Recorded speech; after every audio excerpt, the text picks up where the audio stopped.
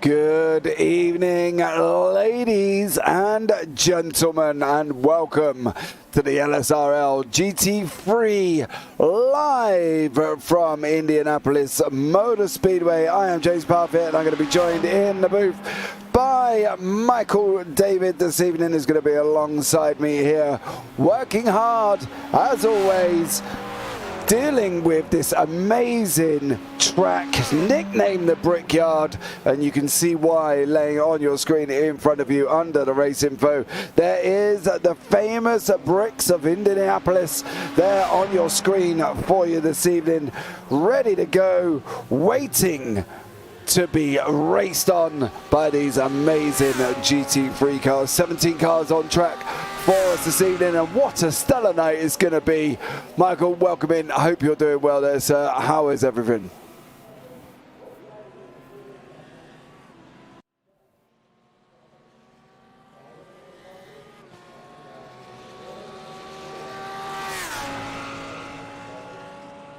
Yeah, it's definitely going to be good. That is the terminology. That is what's going to happen, and it is going to be absolutely amazing. 45-minute race on this amazing circuit here as well. Now, we were discussing in the green room just before we come live. It's not your favorite track, is it, Michael? Let's be real about it.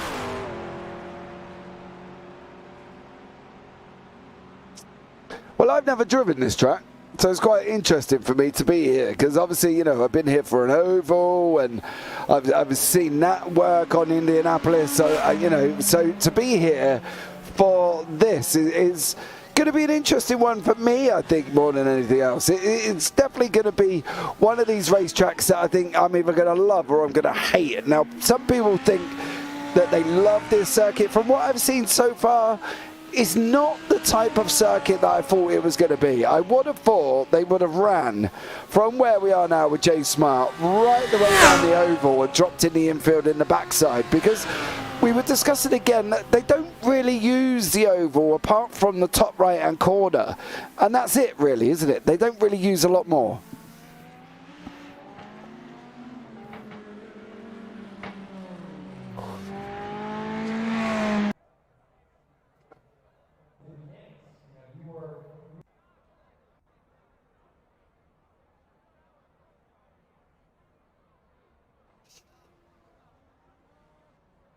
Mm.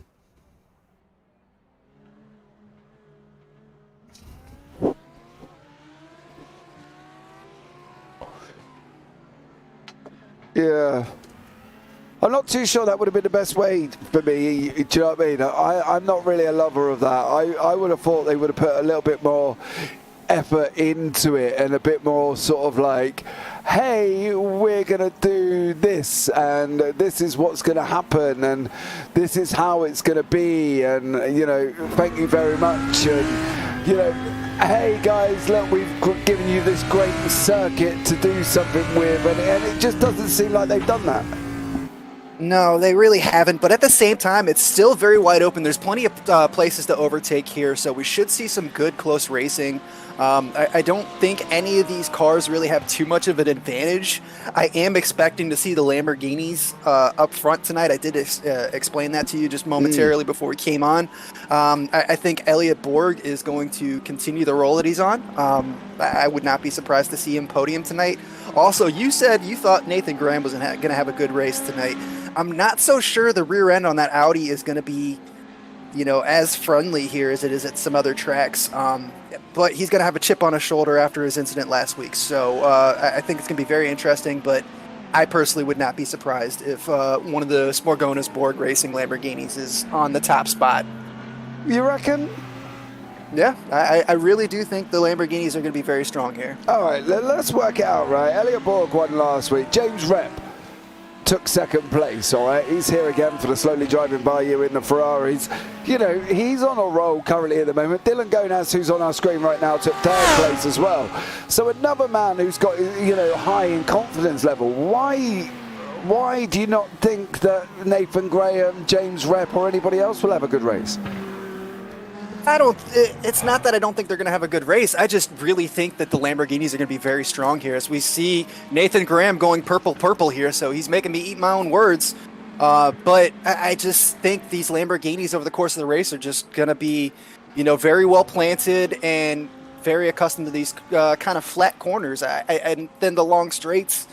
I just think the grunt of the Lamborghini coming out of the corners is just going to like show itself really strongly today, and I would be very surprised to see not a single Lamborghini on the podium.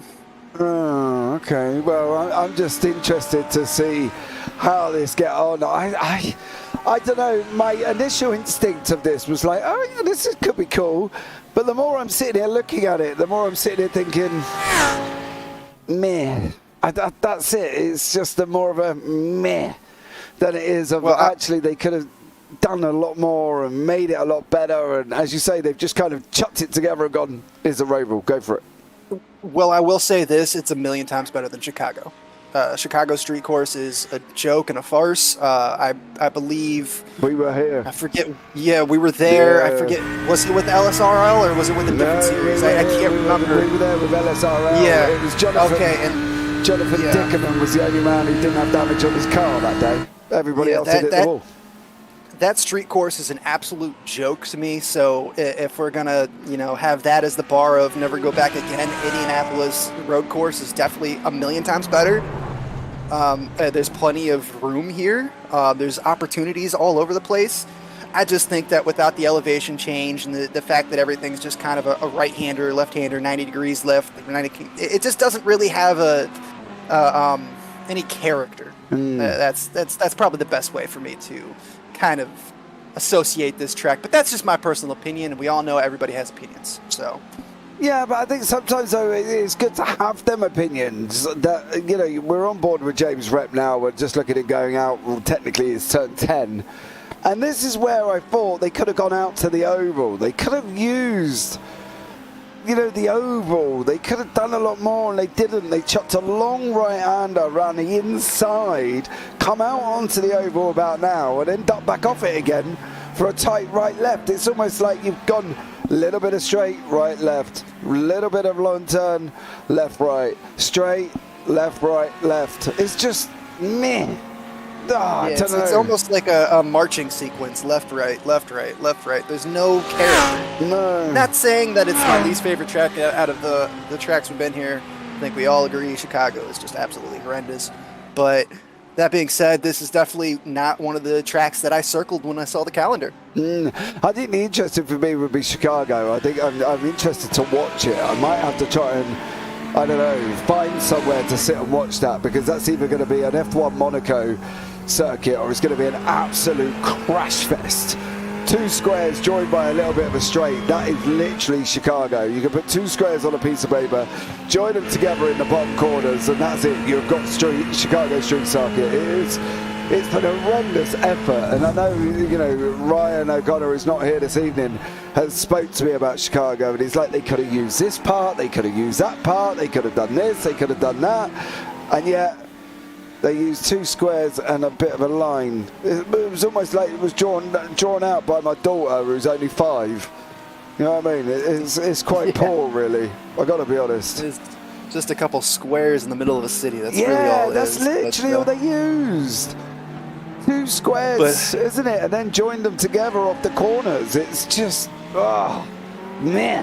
Yeah. And this ain't much better. I got a funny feeling, but hopefully the boys at the LSRL will deliver some great racing here this evening for us to sit back and watch. Ryan O'Connor is not here today. He's going to use this week as a drop week. He doesn't like the circuit, and he's informed me that he's not here. He doesn't want to be here.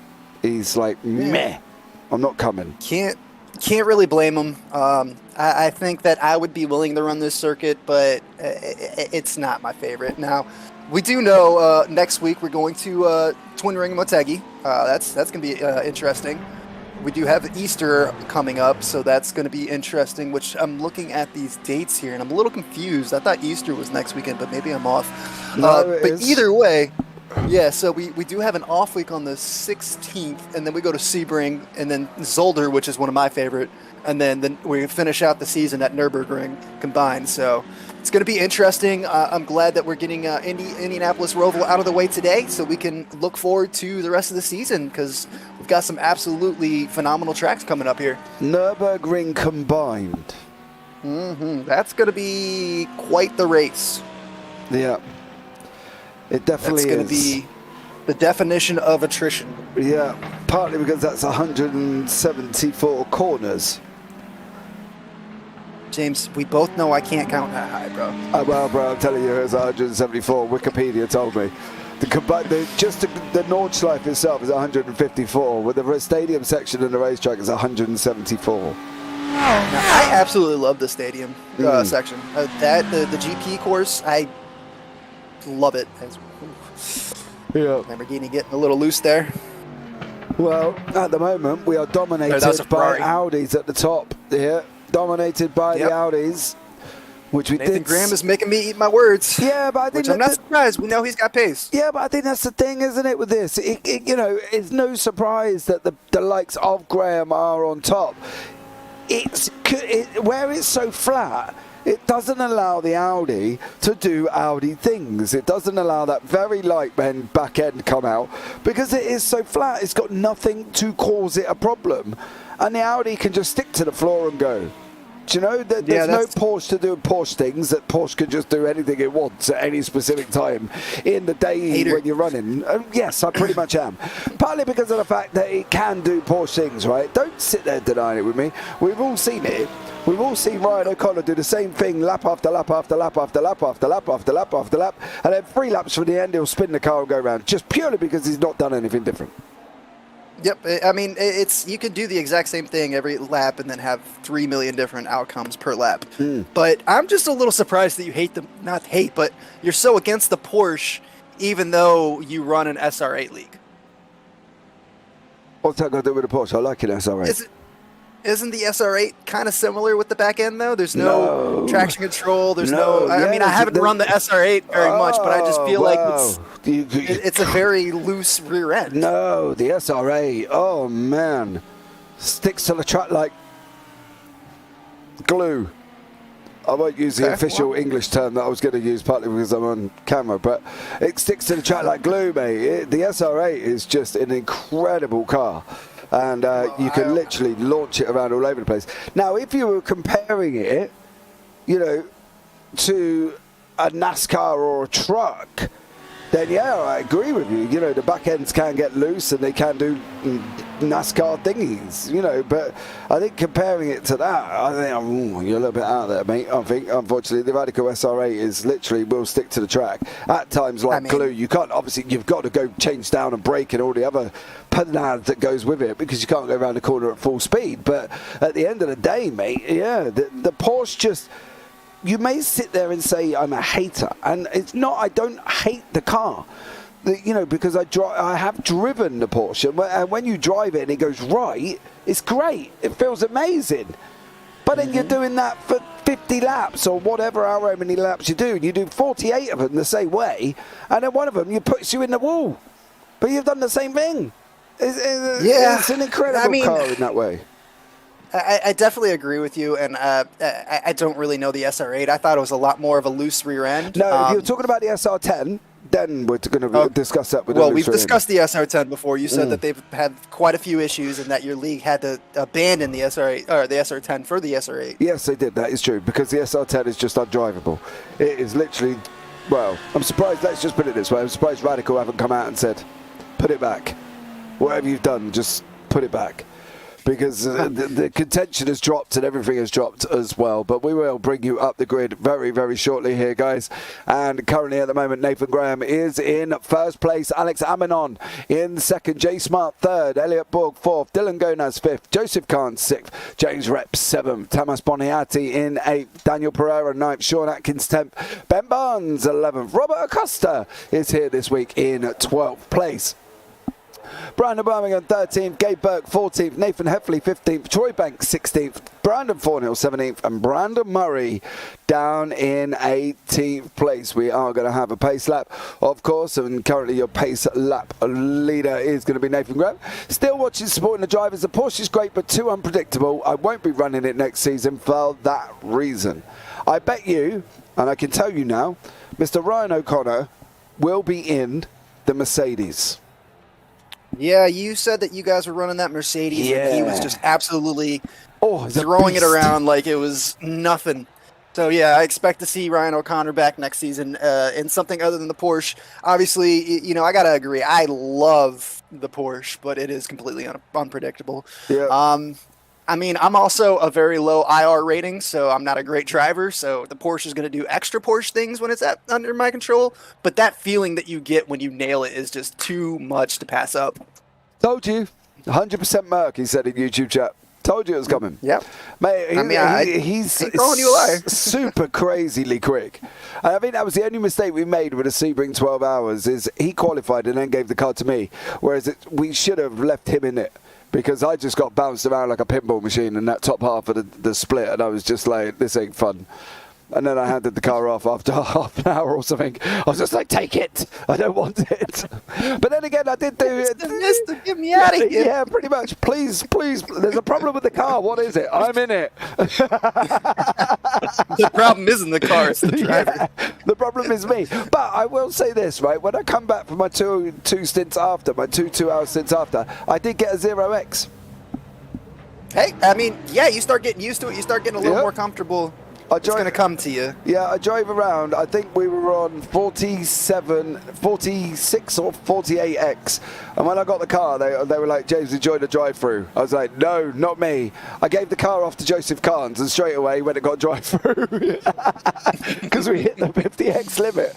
So for my own, you know, good health, it was like, ha, ha, ha, ha, ha. It wasn't me who got it. It was Joseph Carnes.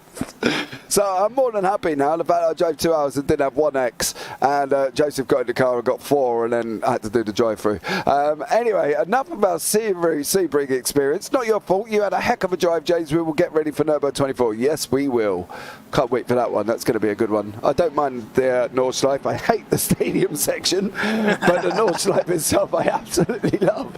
Right. That's funny. I know. It's the complete opposite of me. I absolutely love the stadium section. No, give me the Nordschleife any single day of the week, and I will absolutely love it. I love the Nords. I don't love the stadium, but it comes with the Nurburgring 24. So here we go, guys, for the beginning of the LSRL GT3. 45 minutes round Indianapolis. Nathan Graham looks like he's already bolted. He has already gone. Brandon Thornhill is in the pits. He didn't start. You'll see him on the left-hand side of your screen.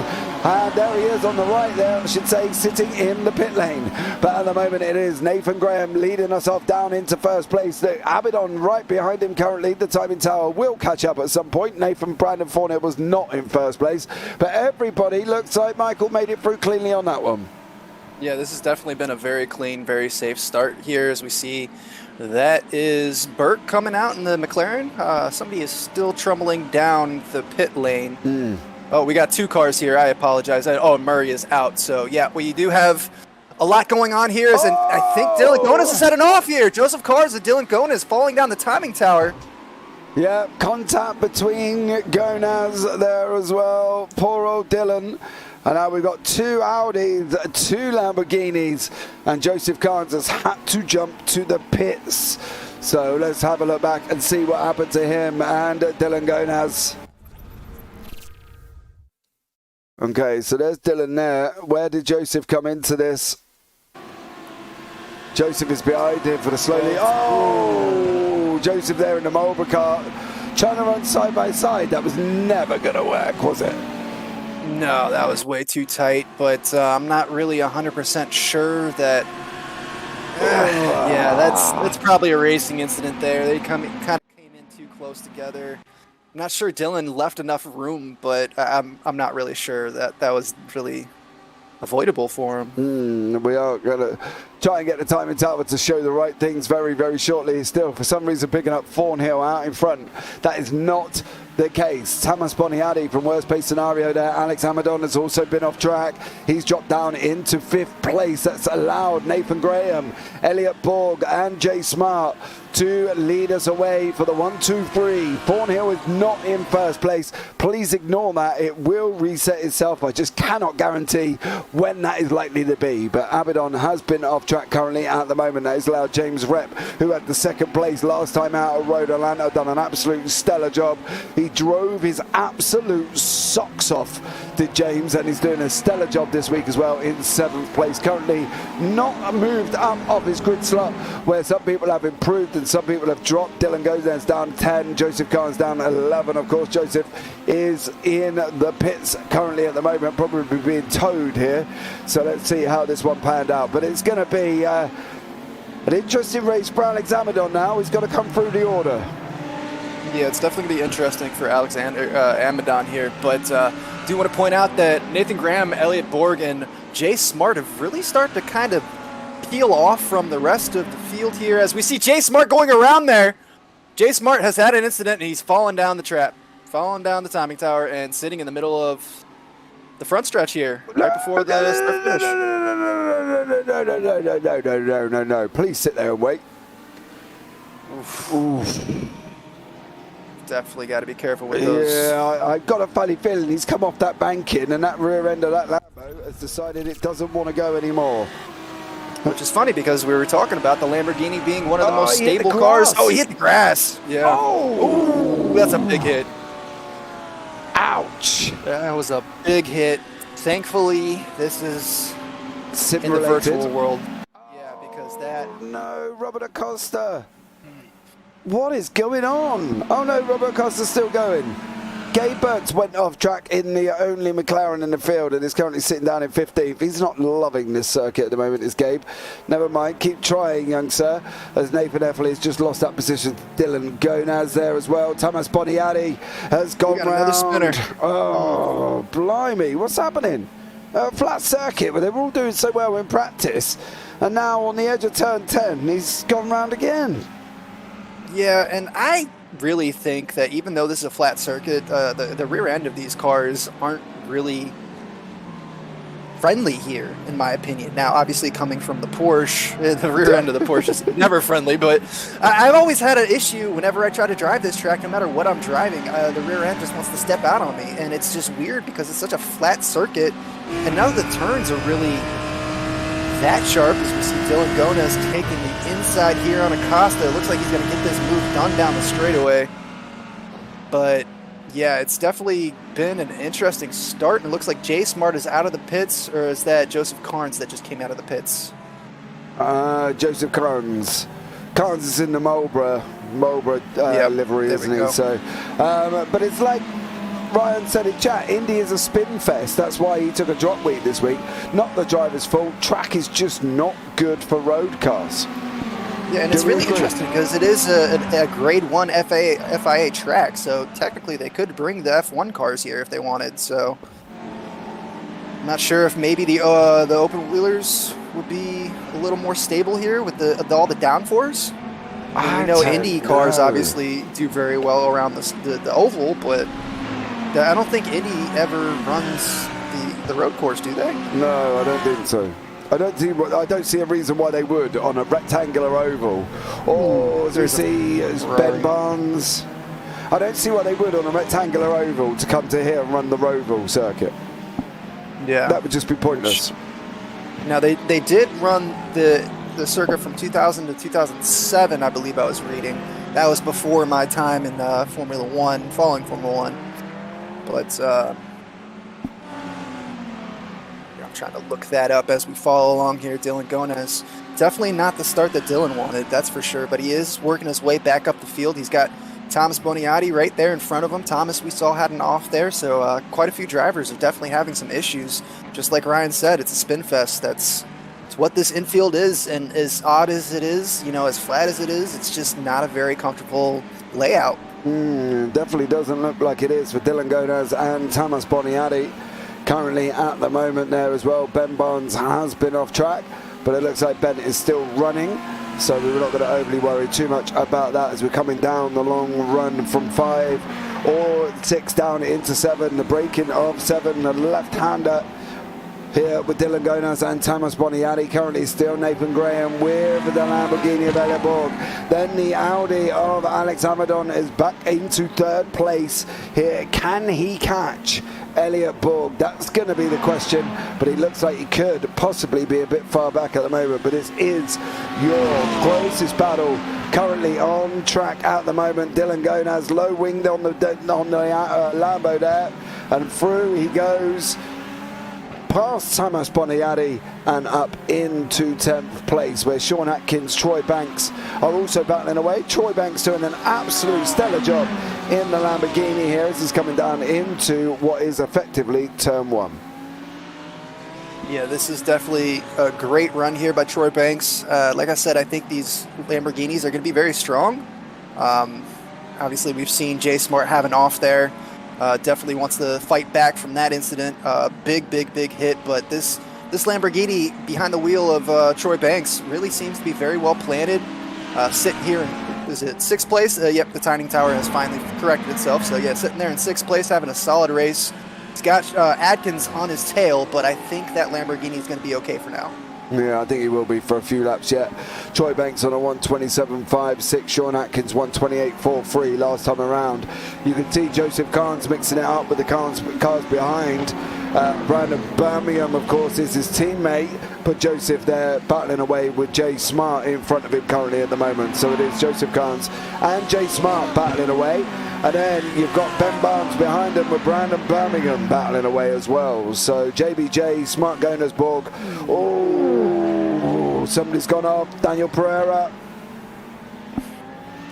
Pereira for the Black Gold Racing team, of course, has gone off track. And unfortunately, I think that was a turn 1 incident there for Daniel Pereira. And he's now got Dylan Gonez tucked up right behind him. Yeah, that was actually coming towards the penultimate corner here, towards the end of the lap, but that's definitely going to give Dylan an opportunity here. He's lost a lot of speed, and Dylan's probably going to make this move. So we see him going by to the right here.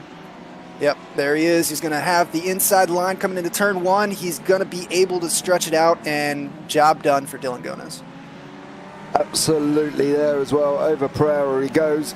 Now, we were talking earlier on, and we were discussing about the fact that we're a very Ferrari-dominated field. No fewer than 11 Ferraris in this race currently. You can see them on the left-hand side of your timing tower there as well. 11. 11 Ferraris, that's incredible. Yeah, well, we've seen that all season long. The Ferrari seems to be the car of choice for these drivers. But in my opinion, we've seen, other than the Porsche of Ryan O'Connor, we've seen the Lamborghinis and the Audis really for the most part dominating the season here.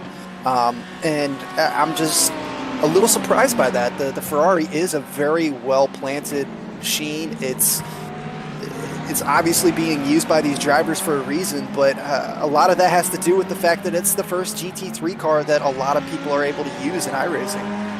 Yeah. So it's just comfort level, I think, for a lot of these drivers. Yeah, it definitely is. Joseph Carnes and Dylan Gonaz, they're currently unlapping themselves with Sean Atkins. Dylan's just gone through. Is Joseph going to go through as well? Waits to see what Atkins can do. Beforehand, of course, Dylan's just gone past currently at the moment. No, it wasn't Dylan. It was Jay Smart unlapping himself past Sean Atkins, of course. Atkins up in 6th place currently at this moment in time. So I think from that point of view, it's going to be interesting to see how these guys get on and what sort of takes place here. Because if Joseph Carnes is quick, he's going to be quick. Oh no, unfortunately, oh no, he's backed right off. Yeah, he's allowing the cars to come through. He is a lap down, so I think as a blue flag, James, you should be very proud of that move. I am. But I'm also on the understanding that if somebody's quick, they're quick, right? You know, you've got the right to unlap themselves. I'm not too selfish. We know that Jay Smart and Joseph Carnes are extremely fast drivers. Being in the back of the pack like this has definitely got to be frustrating for them. They are very quick, so I agree with you there. But, I mean, and we see another Marlboro Ferrari off the track. That is there. Joseph Carnes again. Carnes, Joe, what have you been up to, man? He was really starting to get it underneath of him, and it's off the oval. Oh, just overshot that was it. Strange. Missed the corner, didn't he? Yeah, just completely. Yeah, and then jumps to the pits and says, I think that will be Joseph Carnes very much out. I'll be surprised if he comes back on track again. Daniel Pereira, Thomas Boniati behind him. Brandon Birmingham has also got Dylan Gonaz just for company. If you're going to have anyone, you might as well have Dylan Gonaz. Brandon Murray is out currently as well. And also, so is Robert Acosta. And Gabe Burke, of course, has been off and went out. And he's jumped straight to the pits here. So this could be why. That McLaren just has no rear end grip. Man, it's nothing.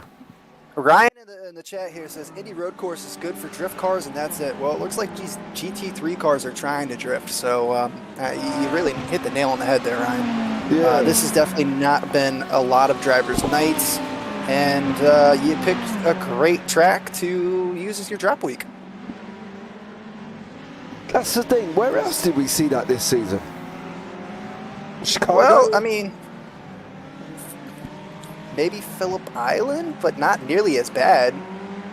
I mean, obviously Phillip Island has its own, kind of quirks there. It's not exactly the easiest track to drive, but Phillip Island is way more, fun. It's a lot more enjoyable than the flatness of the Indy road course, but I mean, it's definitely given us quite a bit to talk about tonight so far. This race has definitely been interesting for the wrong reasons, but, it is what it is. We're just going to keep pushing through here as we follow along with Thomas Boniati, just trying to stay with Dylan Pereira, try to fight back for the top 10. We see quite a few cars here kind of tagging along, but out front we got Nathan Graham with a 3.5 second lead over Elliott Board. So Nathan Graham and Alex Amadon making me eat my words tonight when it comes to those Audis. Yeah, I'm just interested to see what Ben Barnes does here. He's looking a lot quicker than Sean Atkins, and I think if he can get him coming off this turn 13, one of the last ones, if he's going to get it before that, he has. That's just down the inside and away we go. There's no way for Thomas Boniati Sean Atkins to fight that one. Ben Barnes taking it easily. Yeah, he didn't really put much of a fight up, to be honest. I don't know if there was a fight there to have. Yeah, and I don't think he's going to have much of a fight when Dylan Gonaz gets on his tail too. So this might be another position loss for Sean Adkins. Yeah, Daniel Pereira still fighting away with Boniadi as a coming, not with Boniadi, sorry, Brandon Birmingham. They're in the Marlboro liveried GT3 from the Black Gold Racing. He's going to be looking heading up the inside. Dude, oh, you didn't give him brave room, move. man. Yeah. There was no room. No. And I can't even say I'm a fan of Daniel Pereira as well, but I think if we looked at that incident from the cockpit there, you will see that the amount of room is very minimal. I think it was a bit of a late lunge, and Yeah. Look. yeah, there's no room there. No room at all. He's definitely alongside of him enough that he had to give him space, so I'm not really sure that you can really blame Pereira too much on that one. No, but at the same time, there should have been room left, but whether or not there was, that was a different situation altogether. I think Atkins is just about to lose a place to Gonaz here, and then Gonaz is probably going to go on and get Ben Barnes after. Oh, There's a Lamborghini turned around the wrong way. Jay Smart. Jay Smart's definitely not having the race to remember. No, but is anyone? Is anyone? Nathan Really? Graham? Nathan Graham, Elliot Borg, and Alex Amadon. Anyone that's actually keeping it on James track? Rep's having a solid rate too. Up in the 4th place, just kind of running his own race. He's got a 2.5 second lead on Banks. So yeah, Troy Banks, James Rep is just having a solid race. A couple weeks in a row now. Yeah, he's done a stellar job as James Rep. I'm pleased for him as well. I think he deserves some luck towards the tail end of the season, and I think he's doing an absolutely stellar job there. Dylan Gonez climbing all over Sean Atkins is going to take that inside line. Well, if you're going to leave the door open that much, mate, you deserve to get robbed, because I'm afraid that was just either a fair play, you're going to quicker than me, or an insurmountable amount of lack of defense. But there we go. I mean, he was taking the exit there quite wide. He left the door wide open. Dylan Gona, as we know, has a lot of pace. I'd be on the fence about whether or not that was intentional by Sean Atkins, just letting him through. On the fence, how?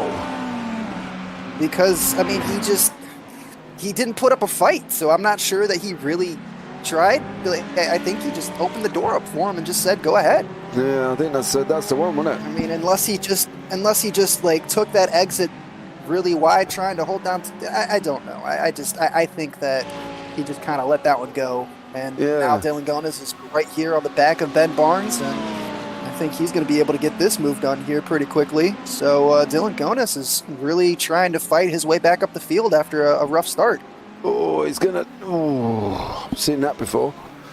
Brandon Birmingham and Pereira come to spring to mind on that one, but yeah, he has got Ben Barnes. Ben's putting up a little bit more of a standard defense. He's giving Dylan Gonez, making him work for it, which is what he really needs to do there as well. I don't know for how long, no. I'm sorry, Ben. I think it's more of a matter of when, and a matter of if than when, because I think he will get past you. But you keep fighting away there, mate. Keep going, Ben. I'm proud of you. Keep going.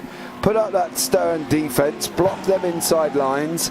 Don't make more than one move. We're not weaving a jumper down the straight here. We're just kind of trying to do some racing. But at least Barnes is putting up a little bit of a defense.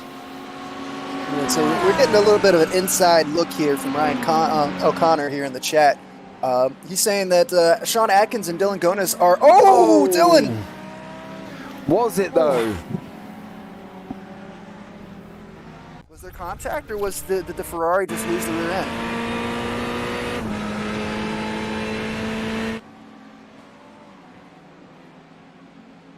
Nope, lost it. Strong contact. What? I thought that was contact. No, he didn't make. He did not make a single bit of contact with him. If you have a look on the nose of Dylan Gonaz, watch Ben Barnes. He loses it all on his own. Oh, he hits the curb. That's what I heard. Yeah. So he takes a big chunk of that curb, and that's where the rear end just goes right around on him. So Yeah. I apologize, Dylan.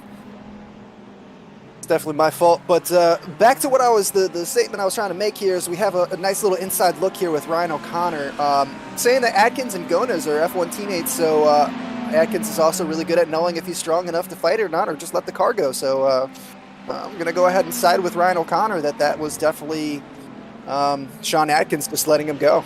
Now, let's put it this way, right? I was driving many moons ago, back when I was a boy in 2021. I was driving a Radical SR8, right? And I was at Interlagos. Now, everybody knows I love Interlagos. I was there in one of my favourite cars at the time, and at my favourite track, right? What could go wrong? Well, no, nothing really. I drove defensively. Like, I knew I wasn't quick, right? I knew I wasn't quick as much as this guy behind, and I drove defensive. You would not believe how defensive I actually drove. I drove the inside line around the circuit. I literally shut every single possible door, defended right up until the pit stops when I had to go in, because obviously, you know, it was part of the regulations, you know, you didn't have no choice, partly because I was going to run out of fuel. I come out behind the guy that was behind me the first time. And I was come out behind him, and we were on our way up the Ferradura, which is after the Ret Reposta, the long straight after the Cenaresses. And just when I was defending, I'd make one move and that was it. Okay? The guy in front of me at the time was moving all over the track, blocking every single which way I went. And I went around the Ferradura and into SA, and I went into there. Basically, he broke early, and I broke. I mean, in the SR8, if you brake and then you brake harder, the back end comes round, and my back end come round, right? Now, to say I wasn't happy was a bit of an understatement, because... okay, hold on. I'm going to cut you off here. I do want to point out our leader and Alex Amidon, both Audis are in the pit lane. And we're going to point out as well that Daniel Pereira is just about to make the move past Sean Atkins, and here comes Boniatti at the same time as they're running into turn 12 currently at this moment in time. So... from their point of view, Atkins has kind of just let the cars through. Ben Barnes as well is there as well. Amadon's going down the order, but of course he has pitted. Graham's going down at the same time. Pereira is still fighting away with Boniatti. So the tale of my story was the fact that even though I wasn't sparse like Sean Atkins, you still got to put up a little bit of a defense. You know, give it a go. Have a go. Yep. Running a defensive line can definitely take you pretty far, but it also depends on where you are in the race and your situation. It sounds like in your situation, you made the right call. I was in front. Yeah, you were in front. You were clearly, in your opinion, not the faster driver, but you had the defensive line. You know the track. You know the car. So you're very comfortable with taking that defensive line. That's the right thing to do. In this situation where Sean Atkins just knows, you know, he's got cars behind him that are way faster than him, and he might not be super comfortable with the track. He just lets his cars, the other drivers go by. And, you know, you never know what's going to happen. Maybe somebody makes a mistake and you get that position back and you're able to move back up the field. But, I mean, I think it's been a very clean race by Sean Atkins, and pretty wise for him to let these cars through the way he has. Yeah. Nah. Defend. That's what I say. It's always about the elbows out. Yeah, elbows out, mate. elbows out, elbows out. You deserve to be on that track. You deserve to fight for the position you're in, Mr. Atkins. So there we go. James Rep has got Troy Banks right behind him. Of course, neither of these have pitted. In fact, everybody from Nathan Graham upwards has not pitted. So Thornhill, Barnes, Atkins, Boniatti, Pereira, Gonas, Banks, Rep and Borg. And we've got 21 minutes remaining here at a very tricky Indianapolis Roval, the brickyard of America, the track stooped in history, and then they put a Roval in the middle, and then it all goes wrong. Well, we definitely don't have any issues with the oval. The oval is a great track, but yeah, this is definitely not my favorite road course. You know, it's just kind of blah. You know, there's nothing to it that really. Although I do like this little kink right there. That little kink right there, I do think that's a little fun to drive. You know, you can kind of cut it as tight as you possibly can and still take a lot of speed out of there. But aside from that little kink, there's not really much to this track. All right, the thing is, right, as well, you got to look, when you lose people like Jay Smart, Joseph Carnes, you know there's something wrong, right? But, Oh, yeah, no, you know, 100%. they're not the ones that are normally like taking out. They're not the ones that are normally like saying, "Nah, mate, I'm not running this. Can't do all this. It's just too stressful." You know. So when the likes of Cards and Smart go out, you know you're definitely in trouble. But there we go. So. You know, at the end of the day, there's something wrong with it. But I did watch a NASCAR race on here with the BRC and the on the rectangular oval, and it was a stunning race as well. So you can go back and watch that one. But yeah, this is just nah. There's absolutely no comparison between the infield and the oval itself. The oval itself is steeped in history, great track, great history. The infield is just might as well be non-existent to me. This is a tough track for all the wrong reasons. Yeah, I think that's the thing. I don't know if, you know, the makeup of the track is the one that's killing everything, you know, because at the end of the day, it's not ideal. It's asphalt and brick. Well, no, you've got like lines of brick on the start-finish line. Let's not overdo the brick content of the track here. You know what I mean? Come on. It's more asphalt than it is brick, but it must be like an asphalt painted in the iRacing grass or something, because it's it's slipperier than Bambi on ice here as well. It's definitely. You definitely need some ice skates. Or what they could do is get some Chicago winter chains around their wheels, and that might help them out a little bit, but we'll have to see on that one. Elliot Borg out in front, James Rep second, Troy Banks third place. Of course, Borg is not pitted at the moment. Everybody has got to take mandatory pit stops, so let's see how they get on here as well. I just want that timing tower light there with NASCAR zooming past, like zoom, zoom, zoom, zoom, zoom. I do not want GT3s on this Rover again. I think this is definitely a track that may not appear on the calendar, along with Chicago Road Circuit as well, because that is just an awful track. It sounds like you're trying to convince people to start doing NASCAR rally racing. Mate, the thing is, I think if you had WRX or IRX here, can you imagine that? Coming off the oval onto the dirt and, you know, spitting out all over the place. I think it'd be amazing. I'm there with you. Yeah. I don't understand why American racing is all about the ovals when, you know, these NASCAR drivers started bootlegging in the back roads, souping up their cars. I'm surprised that rally and road racing aren't as popular here in America as oval racing is. I think the thing is, the weirdest thing is as well, we're watching James Rep put up some stoutly driving here from Troy Banks. And I must admit, Troy Banks is doing an absolute stellar job. He had barely any points coming into the championship in this round as well. Nathan Graham battling away with Brandon Fournier. What is Brandon going to do? Go on, son, give it, Brandon. Defend it up. Don't give him the door. Don't give it out, Brandon. You open the door wide open for him. They come in, stole your TV, your car, he robbed your PlayStation, your sim rig, the whole lot at that point. God blimey.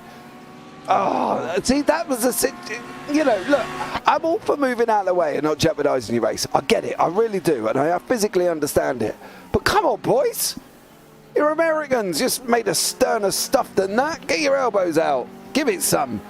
God blimey. You wait for the DMs I receive after they watch this back. I am going to be in deep doo-doo within the LSRL GT3 boys currently at the moment. James, you're just digging your hole, bud. You're just digging your hole. Mate, and that's why I'm here. This is what we're here for. We're here to bring a story to this amazing race circuit here in Indianapolis. And I say that in commas with them in the air, waving constantly at a screen that you cannot see me doing with the whole amazing race circuit. But I think we are watching amazing driving from James Rep and Troy Banks. I've got to be honest, I am loving this. Two people that Rep coming off a second place last time out, he's done his confidence a world of good.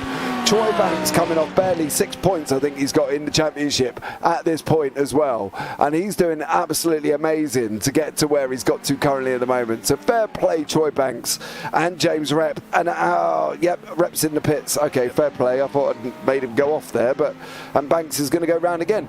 So I think from that point of view, smart move here by Troy Banks. I think he's going to take the open clean air. He was right there, stuck behind James Rep there for a while, a couple laps. I think he's going to do his best to put in a quality lap here try to, use the overcut and see if he can make it work for him. But yeah, I agree. James Rep has just had a solid race, solid couple weeks here. And it's nice to see him up the top of the timing board again. I think he was net 4th place before pit stop started. Yeah, definitely as well. The interesting thing about Banks, it wasn't 6 points he's got. He's actually got 3 points coming into this championship, this race, and is now leading. And he's leading. If we gapped him from the leader down to Nathan Graham, he's leading by 26 seconds technically, because actually Elliot Borg might actually be the leader after this, because he's pitted to come out in front of Graham.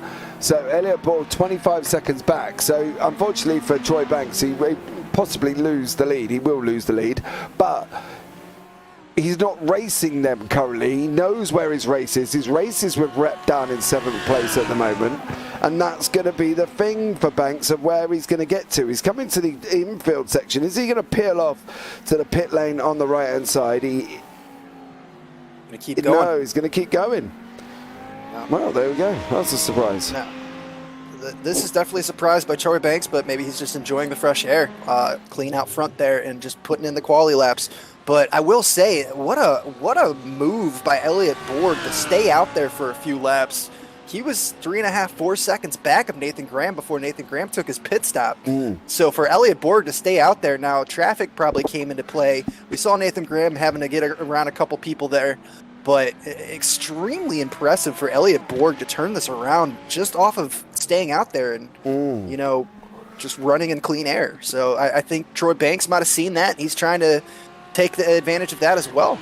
I think the interesting thing, do you know what I would have loved to see? I would have seen O'Connor out here in that Ferrari. 2 things would have happened. A, he would have won the race, or B, he would have been spinning more times than Kylie Minogue does in the video. So it's going to be interesting to see either way, wouldn't it, if Ryan O'Connor was on track? But Daniel Pereira is now in the pits and Ben Barnes, so are they going to get jumped by James Rep? That's going to be the interesting thing to see how they get on. But Pereira's already at pit exit. Oh, there goes James Rep coming through. Rep's already gone. I think Gonaz might get him as well. Yeah, that's going to be Dylan Gonaz coming out. Daniel Pereira is on his way now for the Black Gold Racing team. Big Instagram influence as well. If you're not following them on Instagram, go over and follow Black Gold Racing on Instagram. They do an absolutely stellar job. I'd love to have their Instagram manager because they do absolutely incredible. But then again, don't tell my wife because she does mine. So, Good thing she's asleep right now, right? Yeah, it definitely is, mate. I got the door shut and everything. I'm not stupid. You know what I mean? Come on. I like sleeping in the bed and not on the sofa. Oh, come on, Sean. It looked like Sean lost the rear of that a little bit too. But he was gonna not. Oh. I'm trying to get Sean opened the door. He rolled over, got his belly tickled, and put his legs up in the air. And next thing you know, Thomas body out. He went through. Come on, Mr. Atkins. He doesn't like the track. Clearly, nobody likes this track. Well, I don't at the moment either. It's rotten. But there we go. Nathan Graham still in, chasing down Elliot Borg by 1.47 seconds. Oh dear. Oh, go on, Banks. I still think this was... Oh, I thought he was out. No, pit exit. Yeah, he is. Where's Rep? Yeah, no, Ryan Rep is O'Connor. coming I there. completely agree with you. Hold up. Pit strat is. There's Rep. What's going on with James Rep? There's Rep. There's Banks. There's Rep. Oh, this is going to be close. Oh, yeah, but Rep's got to take the corner. Banks has got to come off. He's got to go. Rep's got it deep. Oh, Yeah, he went way too deep. He lost it. Who's going to get it? It's going to be Banks. Oh, James Rep. Boy, oh boy, he died. Oh, he went in too deep. He went in deeper than the Titanic after it hit the iceberg, I'll tell you that much. What a rotten luck. Rep's going to have to go again now. He's got Banks behind him. Banks in front of him, so Rep's going to have to go again. He's obviously got some pace on him, so it's going to be interesting to see what happens there for the 11 minutes. Borg's pit strategy was perfect answer to the boys in the Audis. Yeah, he stayed up 5 laps later. He went in 5 laps later, so fair play to him for that one. But an unbelievable race here. I think this could be coming here, Michael. I think this battle could be sort of really going to be brewing up by the end of the race. Yeah, we do have an off track here by Brandon Birmingham, so I'm not sure what happened there. But yeah, this is going to be a very tight race to the end here. between Borg and Nathan Graham, and then Banks and Rep. Both of them fighting tooth and nail. We saw, obviously, James Rep had that incident here in turn 1 that gave the position right over to Troy Banks, but I don't think that I think this battle is far from done. Oh, Brandon Birmingham, what are you going to do? Are you going to make me a happy commentator? The blue flag is looming, if it is not already. Please don't get in the middle of the Banks and Borg battle, Banks and Rep battle. Banks is dropping Rep. That's the scary thing at the moment. He really is. He's definitely got a lot of pace in the Lamborghini. We've seen it all night long. He's kept the rear end under control, which is something that a lot of these drivers haven't been able to do. And he is just cruising right along. So James Rep still, 5th place, still a great point haul for him. But, Troy Banks has just come out here tonight and just kind of run a stunner. Oh, stay there, stay there, stay there. Troy Banks, 3 points going into the championship. Oh, James. Well, came out of nowhere. If that's the way they're going to close the gap, you might as well do it on the one corner. And James Rep definitely did that, close that gap to Troy Banks as they're coming down this long start-finish straight there, waving to the crowd that are completely enthralled and enthralled with the epic racing we've got here on the GT3s, of course. Who needs to be watching ovals and NASCARs go round in circles when you've got GT3s going around the Roval? What incredible evening of racing. James Rep has definitely made up quite a bit of time. It almost like he made up about 4/10 in that one turn alone. I do want to point out Nathan Graham is really cutting into the lead of Elliot Borg up front, so we're going to have to jump over to that momentarily. But right now, this has been a great battle between Troy Banks and James Rep. It definitely is. Ryan O'Connor coming in with more insider information there. Troy, unfortunately, has had equipment issues most of the season, which is why he's so low in the driver standings. Oh, that's half a second. Where did he pull 2 tenths out of him in that one? Where did he get that from? Well, he's taken, yeah. He took 2 tenths out of him in sector 2. He's taken another 1.5 out in sector 4. This fight for first place is not over. Elliot Borg really made up a lot of time with that pit strategy, but he's seems to be losing it all to Nathan Graham now. Yeah, but I think the Audi just looks more suited to a flat track like this. That's true, and also Nathan Graham did have quite a bit of traffic to contend with where Elliot Borg didn't, so a lot of that probably had a lot to play into Elliot's, jumping of him through the pits. Yeah. Just getting right up on him. I really think Nathan Graham is going to have this move done in the next 2 laps. Well, we're on lap 26, 7 minutes remaining of this 45-minute race. We've done the mandatory pit stops. Everybody's done them. So here we go now. What is going to be happening as they're coming round turn 12 and 13, the right and the left. Graham looks more planted around there in that Audi. That little Audi that can't see a lot from nothing if you're tucked up right behind somebody. Such a shorter car, of course, and smaller and more compact. You can't actually, once you're up behind somebody, you can't really see a lot in that Audi. Gotta be honest, I've tried driving the car. And we had an incident with Troy Banks. Troy Banks and James Rep. Jumped to the pits. I don't want to leave this battle, but he definitely had some sort of incident there. Oh, what did Banks do to himself? What did he do? What did he do? Let's have a quick look now.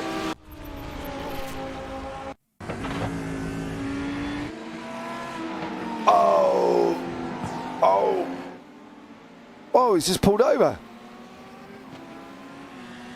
Was that more of the technical issues? Ryan O'Connor said he's been having them all season, so that's probably more of the same, I would assume. Ryan O'Connor, our pit lane roving reporter this evening. Get on it, son. Tell us what's happened to Troy Banks, because he was having a stellar race. Absolutely just crushing it out there in 4th place. James Rep, you know, got to be thanking his lucky stars on that one, because that was definitely quite the battle they had going, but he's just passed it off. But now now we have quite the battle here up front.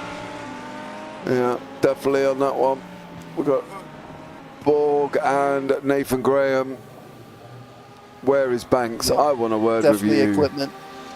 Definitely equipment set for Troy. Ryan O'Connor, our insider, our pit lane insider, as you said. Yeah, our road reporter. We're gonna have to pay Ryan O'Connor for doing all the hard work for us tonight. What? Go on, James then. didn't like that. James didn't like that. I'll give him yours. Fair play, fair play. It was your suggestion. You do it. Didn't like that one, did he? I mean, I don't have to deal with the conversion rate, so it makes it a little bit easier. Oh, come on, Troy. Jump in the booth, have a chat with me, sir. Yeah, that is a shame. Troy has had such a great race. Yeah, he's had... Ooh, Nathan getting real close here. Really taking the opportunity here. He's just making Elliott just defend as hard as he possibly can. Just playing mind games with him. You know, just kind of sneaking in there, getting right up on his tail. Not really pushing the issue, but just letting him know, hey, I'm here and I'm ready. Make a mistake, see what happens. Yeah, well, I think if that mistake comes, it's going to be a see you later mistake flip, and Graham's going to go through. And we'll see if we can get Troy Banks in for a chat. Be really cool if we can, of course. Let's see what happens. I can't see him in any of the chat rooms, unfortunately, so I can't just go and grab him randomly. Dylan Gonaz is another one who's locked up closely currently at the moment with James Rep. Don't leave that door, James. Don't leave that door. Don't leave that door. Fighting it back. James has really come on strong these last couple races. Inside. Get over. Good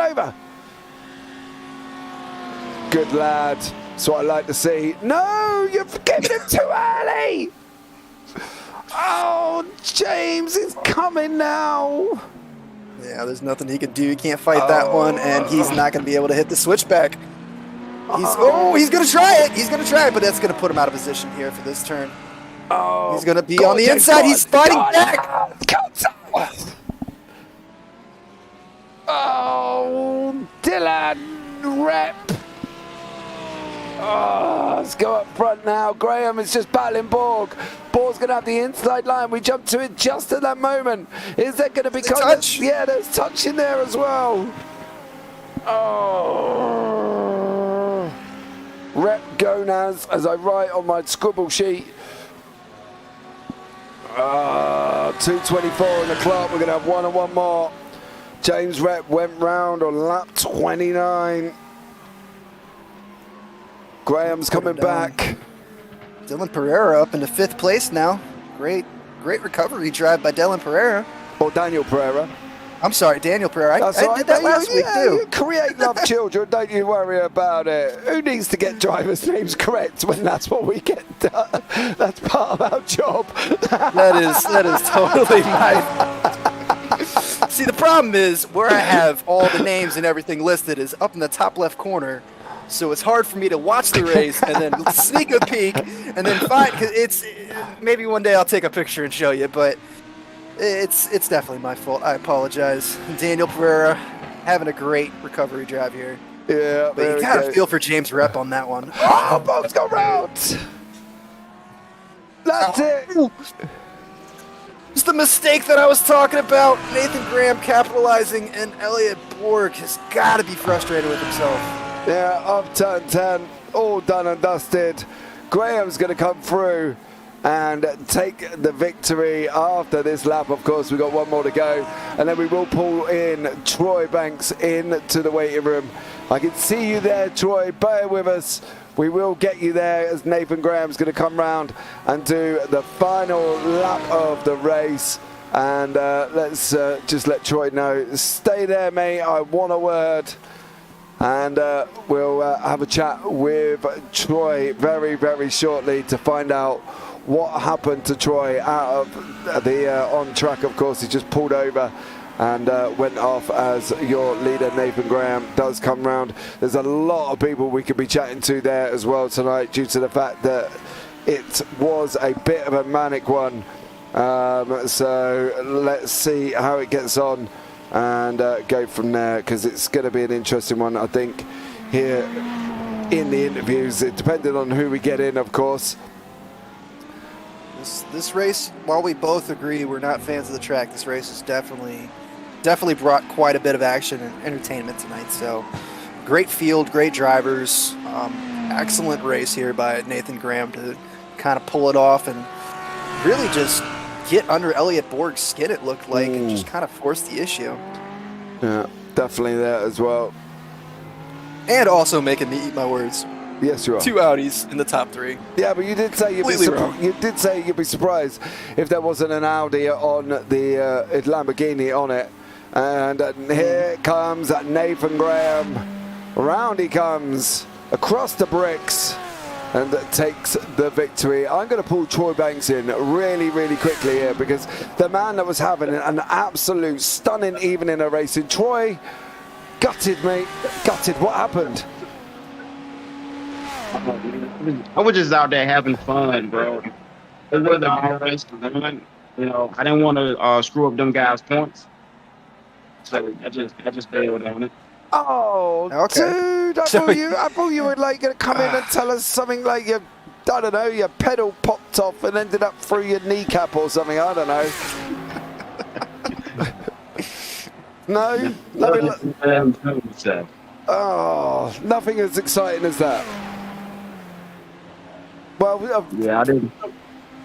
Yeah, them guys, like, I don't know how close they were in points, you know, and it's Dylan and James was battling pretty hard behind me.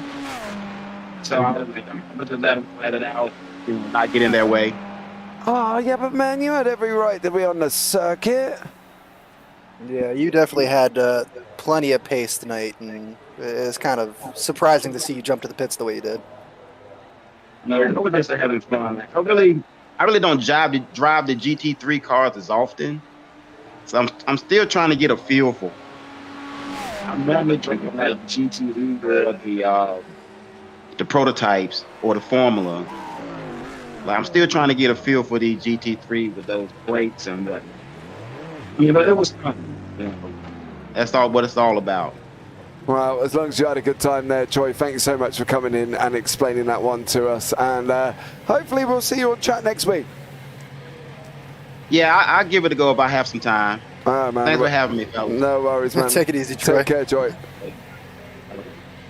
Oh, well, there you go. Troy Banks basically just said, unfortunately, I didn't want to get involved in the point standings and bailed out, which is respectable. Yeah, he's had a tough season. He hasn't been able to pull up the points, and he didn't want to get in the way of somebody else's season. I mean, you can't really argue that. I'm not. We bring up the. Go ahead and go through the race results before James has a hemorrhage. Yeah, I'm not. No, definitely not. I'm not arguing about it. Right, Nathan Graham is your winner. Elliot Borg in second. Alex Avedon third. Dylan Gonaz fourth. Daniel Pereira fifth. James Rep sixth. Definitely going to be having a word with Dylan Gonaz. Thomas Boniatti seventh. Sean Atkins eighth. Brandon Fornell ninth. Ben Barnes 10th. Brandon Birmingham in 11th. Nathan Heffley 12th. Troy Banks finishing 13th anyway. Jay Smart 14th. Gabe Burke 15th. Joseph Kahn 16th. Robert Acosta 17th. And Brandon Murray down in 18th place. We have got Nathan Graham in the booth with us right about now as well. He was just about to talk to somebody in the waiting room. There was Nathan Graham, because he's now cut off his conversation and joined us. Nathan, how are you, sir? Oh, I'm excellent now. Yeah, I bet you are, mate. That wasn't bad at all, was it? That was super fun. Yeah, I can imagine that actually was, to be fair, because it did definitely look super fun as well. You know, unfortunately for you, your battle didn't go down to the final lap of the race. I thought it was going to. And Elliot, unfortunately, having that spin, of course. But overall, that was an interesting race okay, so up here in the booth, not an interesting circuit as such. Yeah, I kind of made it interesting with my strategy I went in. I took tires thinking that they're gonna keep falling off. They really didn't though. So looking back, I think I should have just not taken tires because that was about an 8-second time gap between taking them and not taking them with fuel.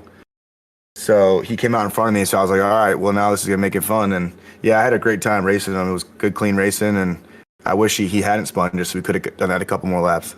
Yeah, definitely. Is this more of an Audi track than it is any other car because it's flat? I don't think so, no. I did a little bit of practice in the Porsche and just to see, and I was quicker in the Porsche, honestly, but I didn't try the Lambo, though. So No, the Lambo. I think in the straights, it looked like the Ferrari maybe had me in the straights, but I think I was a little better in the turns. Yeah, I think it definitely was there, buddy. Well, an absolutely extraordinary victory. Well done to you. Anyone you want to give a shout out to before we let you go this evening? Well, yeah, shout out to Elliot. That was really fun, good, clean racing, and congrats on the second place. And then part-time pros, Amanon. First time I think we both have a podium here, so that's cool. And then, as always, shout out to the wife for letting me do it. Definitely.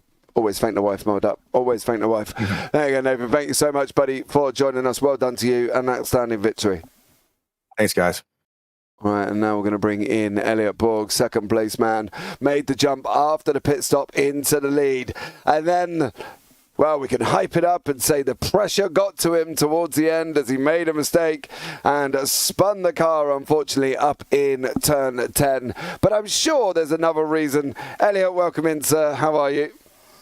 You hit the nail on the head. I'm doing all right. How about you guys? I'm all right, mate. I won't lie to you. I'm not going to sugarcoat it. So the tires were getting a little old, and the driver was getting a little hot, and the car got a little hot into turn 10, and that was Nathan's win.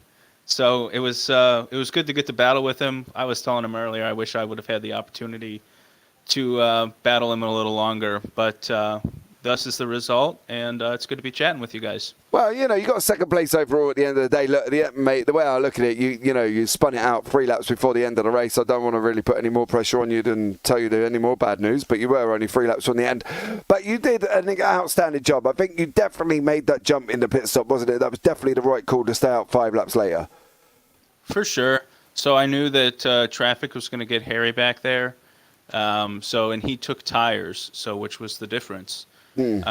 So coming out ahead of him, it was like, all right, I don't need to do anything special. I just need to run my pace. If he catches me, he catches me, and we'll go from there. So. Well, Elliot, you did an absolutely marvellous job there, bud, finishing in second place on a different type of circuit to what we're used to.